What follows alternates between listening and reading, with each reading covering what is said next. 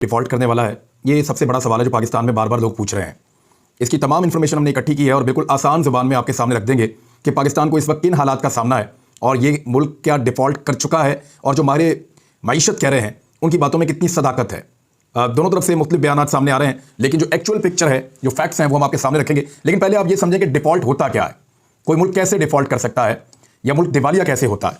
किसी मुल्क के दिवालिया होने के बारे में जो मईशत के माहिरीन हैं, जो इकॉनमी को समझते हैं, उनका कहना है कि एक मुल्क जब अपने बैरूनी कर्जे की किस्तें और इस पर सूद की अदायगी ना कर सके तो इस मुल्क को दिवालिया करार दे दिया जाता है। यानी वो ना अपनी किस्तें अदा कर सकेगा, कर्जा नहीं उतार पा रहा और सूद की अदायगी भी नहीं कर पा रहा। और इसकी कुछ अलामात भी होती हैं, यानी ये पेमेंट्स रोक देते हैं। जो आपकी इंपोर्ट आप कर रहे होते हैं, दुनिया से चीज़ें मंगवा रहे होते हैं, उनकी पेमेंट्स आप रोक देते हैं। आपका मुल्क अदायगियाँ बंद कर देता है दूसरे मुल्कों को या कंपनीज़ को। तो ये इसकी अलामात होती हैं। एक मुल्क के दिवालिया होने की पहले जो अलामात ज़ाहिर होती हैं, इनमें सबसे बड़ी अलामत है कि किसी मुल्क के पास ज़र मुबादला के ज़खायर, यानी जो स्टेट बैंक ऑफ पाकिस्तान के पास जो पैसा पड़ा हुआ कौमी खजाने में जो है वो कम हो जाए और इनके मुकाबले में बैरूनी कर्जों की कितनी किस्तें और उन पर सूद की कितनी अदायगी होनी है। ये चीज़ें देखने के बाद आपको पता चल जाता है कि ज़र मुबादला के ज़खायर कम हो रहे हैं, खसारा मुल्क का बढ़ता चला जा रहा है और जो किस्तें अदा करनी है वो अदा करने के मुल्क काबिल नहीं रहा। जब मुल्क के करंट अकाउंट का खसारा बहुत ज़्यादा बढ़ जाए और ज़र मुबादला के ज़खायर तेज़ी से कम हो और उसके मुकाबले में बैरूनी कर्जे की किस्तें और उन पर सूद की अदायगी एक मसला बन जाए, तो ये जाहिर करता है कि मुल्क दिवालिया होने की तरफ बहुत तेज़ी से बढ़ रहा है। जब कोई मुल्क दिवालिया होने वाला होता है या बहुत करीब पहुंच जाता है तो उसकी जानिब से बैनुल-अक़वामी मार्केट में कर्जे लेने के लिए जारी किए जाने वाले जो बॉन्ड्स हैं वो उनके ऊपर सूद बहुत ज़्यादा बढ़ जाता है, यानी उनको ज़्यादा सूद के ऊपर पैसा मिलता है फिर उस मुल्क को। यानी मुल्क को इन बॉन्ड्स में इन्वेस्टमेंट करने वालों को ज़्यादा मुनाफा देना पड़ता है सूद कीमत के अंदर और बैनुल-अक़वामी क्रेडिट रेटिंग एजेंसियों की जानिब से इस मुल्क की रेटिंग कम कर दी जाती है। यानी हारे हुए घोड़े पर कोई पैसा नहीं लगाता, हारा हुआ घोड़ा जो है उसके ऊपर लोग पैसा नहीं लगाते। मैं आसान आपको बता रहा हूँ। तो अगर लगाते हैं तो लोग उसके अंदर ज़्यादा मुनाफा चाहते हैं। यानी जो लोग सट्टा खेलते हैं या जुआ खेलते हैं उनको पता है जो टीम कमज़ोर होती है, जो उस पर पैसा लगाकर जीत जाए वो ज़्यादा पैसा बना लेता है। तो इसी तरह जिस मुल्क की इकॉनमी डाउन जा रही होती है उसको जब बॉन्ड्स मिलते हैं तो उसके ऊपर ज़्यादा सूद होता है। वो जो लोग बॉन्ड खरीदते हैं उनको ज़्यादा मुनाफे की लालच दी जाती है, तब वो बिकते हैं मार्केट में। दिवालिया होने के असरात क्या होते हैं जब आप खुदा न खास्ता दिवालिया हो जाएं? एक तो मैंने आपको बताया कि कैसे पता चलता है कि दिवालिया हो रहा है मुल्क। नंबर एक, उसके कर्जे बहुत ज़्यादा लगातार बढ़ रहे हैं, लेकिन उस मुल्क के अंदर कैपेसिटी लगातार कम हो रही है। उसके अपने ज़र मुबादला के ज़खायर कम हो रहे हैं, कर्जे बढ़ते चले जा रहे हैं, उसका जो खसारा है वो भी नुकसान भी बढ़ता चला जा रहा है और वो मुल्क अब बैनुल-अक़वामी तौर पे ना कर्जे अदा कर पा रहा है, ना सूद अदा कर पा रहा है और उसके अलावा जो चीज़ें इंपोर्ट करता है बाहर से उसके ऊपर जो पेमेंट्स करनी होती है वो भी वो मुल्क रोक देता है। मैं भी आपको बताता हूँ पाकिस्तान क्या कर रहा है। मनफी असरात ये होते हैं, अगर आप दिवालिया हो गए खुदा न खास्ता तो उसके असरात क्या पड़ेंगे, लोग ये सवाल पूछते हैं। इसका जवाब मैं आपको देने लगा हूँ, जरा ध्यान से सुनिएगा। आलमी मंडी में मुल्क की क्रेडिट रेटिंग बहुत ज़्यादा कम हो जाती है, यानी दुनिया जो आपको उधार पे चीज़ें देती है क्रेडिट के ऊपर वो देना बंद कर देती है और आलमी इदारों और दूसरे ममालिक की जानिब से मजीद कर्जे की सहूलत भी नहीं मिलती। और इसके बाद एक ऐसा मुल्क जो कर्जों पे चलता है उसके लिए आलमी मालियाती इदारों की जानिब से कर्जे की सहूलत भी ज़रूरी होती है ताकि उस मुल्क की मईशत चल सके। तो फिर वो बिल्कुल ही डाउन चला जाता है, कर्जा भी मिलना बंद हो जाता है। दिवालिया होने की सूरत में शदीद नतीजा ये बरामद हो सकता है कि मुल्क से जाने वाला तजारती माल जब्त कर लिया जाए और आपके मुल्क के हवाई जहाज, आपके मुल्क के बहरी जहाज किसी दूसरे मुल्क में कब्जे में ले लिए जाएं। ये असरात भी होते हैं अगर कोई मुल्क दिवालिया कर जाए। दिवालिया होने की सूरत में करेंसी की कदर रोजाना की बुनियादों पर बहुत तेजी से गिरती है, इतनी तेजी से गिरती है जैसे वेनेजुएला में हुआ था। वहां सूरत जब उनका मुल्क दिवालिया हुआ तो सूरत ये थी कि उनकी करेंसी सड़कों पर पड़ी हुई होती थी और लोग ऊपर से चलकर जा रहे होते थे, वो बिल्कुल कागज के टुकड़े थे, बेवकत उस करेंसी की वैल्यू बची नहीं थी। ये हुआ था वेनेजुएला की करेंसी के साथ। पाकिस्तान के ज़िम्मे जो वाजिबुल अदा रकम है इस वक्त वो क्या है, यहां से आपको आइडिया होगा कि हम डिफॉल्ट कर रहे हैं या नहीं कर रहे। पाकिस्तान की मईशत से मुतालिक एक हालिया रिपोर्ट के मुताबिक आइंदा 3 साल में पाकिस्तान के ज़िम्मे 73 अरब डॉलर का कर्जा है, यानी 73 अरब अमरीकी डॉलर पाकिस्तान ने 3 साल के अंदर अदा करने हैं। और इस वक्त पाकिस्तान के मुल्क के पास जो टोटल ज़र मुबादला के ज़खायर पड़े हुए हैं या खजाने में टोटल पैसा पड़ा हुआ है वो 6.7 अरब अमरीकी डॉलर है और इनमें से लगभग 6 अरब डॉलर या इससे कुछ ज़्यादा रकम जो है वो हमने वो रखी हुई है अपने अकाउंट्स के अंदर जिनको हम खर्च नहीं कर सकते।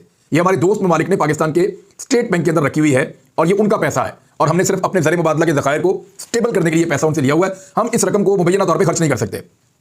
कर्जों की अदायगी मुमकिन बनाने के लिए इस माली साल में पाकिस्तान को, ये जो अभी चल रहा है और ये जाएगा जून तक, इस वक्त तक पाकिस्तान को 28 अरब डॉलर दरकार है, जबकि पाकिस्तान के खजाने में कितने हैं, 6.7 अरब डॉलर और बहुत तेजी से ये गिरा है। पाकिस्तान तहरीक इंसाफ की हुकूमत में कितना था, ये मैं आपको एक तस्वीर दिखा देता हूं ताकि साथ साथ आप इसको समझते भी जाएं। ये तस्वीर आपको बता रही है कि पाकिस्तान तहरीक इंसाफ के दौरे हुकूमत में जब मार्च 2021 था तो 13 अरब अमरीकी डॉलर पाकिस्तान के खजाने में थे और ये बढ़ गए थे पीएमएलएन की हुकूमत के जाने के बाद। अगस्त 2021 में ये अमाउंट बढ़ गई थी 20 अरब अमरीकी डॉलर तक और मार्च 2022 में ये अमाउंट पहुंच गई थी 16.2 अरब अमरीकी डॉलर तक। और वो ऐसे पहुंची थी कि बैनुल-अक़वामी तौर पे एकदम कीमतें बहुत ज़्यादा बड़ी चीज़ों की, पेट्रोल की, गैस की, इन चीज़ों की, तो वहाँ पाकिस्तान ने पैसा निकाला ज़र मुबादला के ज़खायर में से, गरीबों को सपोर्ट देने के लिए अंदर डाला, तो वो 16.2 अरब डॉलर रह गए। लेकिन इस वक्त पाकिस्तान के पास सिर्फ 6.7 अरब डॉलर हैं, यानी 10 अरब डॉलर पाकिस्तान ने गुज़िश्ता 7 महीनों के अंदर खर्च कर दिए हैं और ज़र मुबादला के ज़खायर में इजाफा करने की बजाय लगातार कमी हो रही है। ये पाकिस्तान के साथ हुआ है। 28 अरब डॉलर हमने देने हैं इस साल में, माली साल के अंदर, जिसके चंद महीने गुजर गए हैं और बाकी जो महीने रह गए हैं, एक ये दिसंबर का और 6 महीने अगले 6 महीने के अंदर पाकिस्तान ने 28 अरब डॉलर देने हैं कर्जे के, और ये रकम बढ़ के अगले साल 32 और उससे अगले साल जो है 29 अरब डॉलर हो जाएगी। तवानाई के शोबे का खतरा पाकिस्तान के लिए बहुत खतरनाक है, क्योंकि पाकिस्तान में जितने ये जो पावर प्लांट लगाए गए हैं पीपल्स पार्टी के और PMLN के दौर में, बजाय इसके कि डैम्स बनाते या बिजली का इस्तेमाल कम करते या कौमी बचत करते और तरीके से चलते या ऐसी बिजली बनाते जो सस्ती बनती, बड़े बड़े रिश्वत लेने के लिए, बड़ा बड़ा पैसा कमाने के लिए ऐसे पावर प्लांट लगाए गए जो बहुत महंगी बिजली पैदा करते हैं, और वो पावर प्लांट चलें या ना चलें ऐसे मुआहदे किए गए कि उनको हर हाल में पेमेंट करनी पड़ती है। तो वो पाकिस्तान इस मामले को हल नहीं कर सका, और पीपल्स पार्टी और PMLN के दौर में लगे हुए ये मंसूबे पाकिस्तान को इतना महंगा पड़ रहे हैं कि गर्दिशी कर्जे इसके ऊपर, क्योंकि बिल जो लोग देते हैं उससे ये पैसा पूरा होता ही नहीं है। बिजली बनती महंगी है, बिकती सस्ती है, और अब तक लगातार पाकिस्तान इसमें खतरे में जा रहा है। और ये जो गर्दिशी कर्जा बन जाता है इसमें, वो 2500 अरब रुपए से तजावज कर चुका है। अगर पाकिस्तान की मईशत को डबोने के लिए सिर्फ ये अकेला शोबा ही काफी है। इसमें भी मेहरबानी पीपल्स पार्टी और PMLN के तजर्बाकारों ने पाकिस्तान के ऊपर की थी। अच्छा, तवानाई के शोबे में हिकमत अमली के साथ अगर पाकिस्तान काम ना कर सका और आगे इसको बेहतर ना कर सका तो पाकिस्तान डेफिनेटली खुदा न खास्ता डिफॉल्ट कर जाएगा।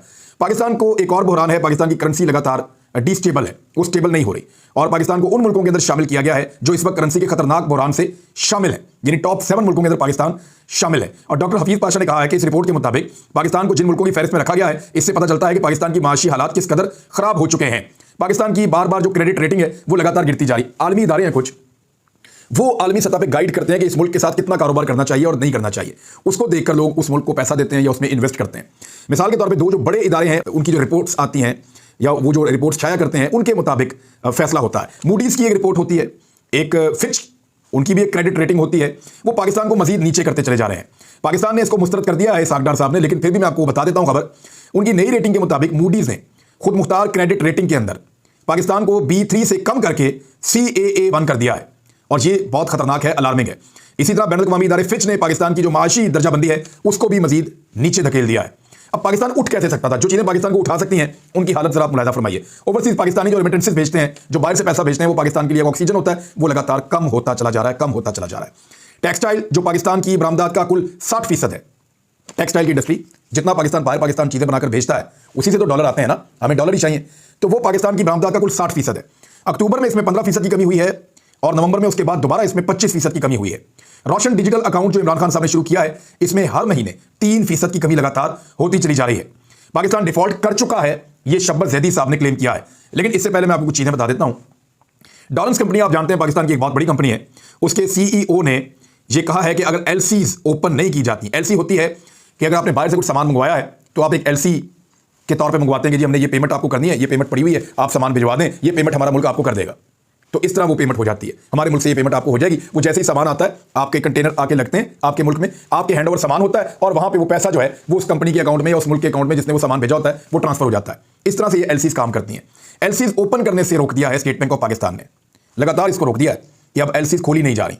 अब इसमें LC अगर नहीं खोली जाती, the company will be forced to fire a further 2000 employees. उन्होंने कहा हम अपने 2000 बंदे मजीद फारिग कर देंगे अगर इस हुकूमत ने LCs को ना खोला तो हम मजबूर हो जाएंगे। और उन्होंने कहा हम हर महीने 500 मिलियन यानी 50 करोड़ का नुकसान बर्दाश्त कर रहे हैं, और पहले भी उन्होंने 1000 बंदा निकाल दिया था। ये है चीज सूरत हाल।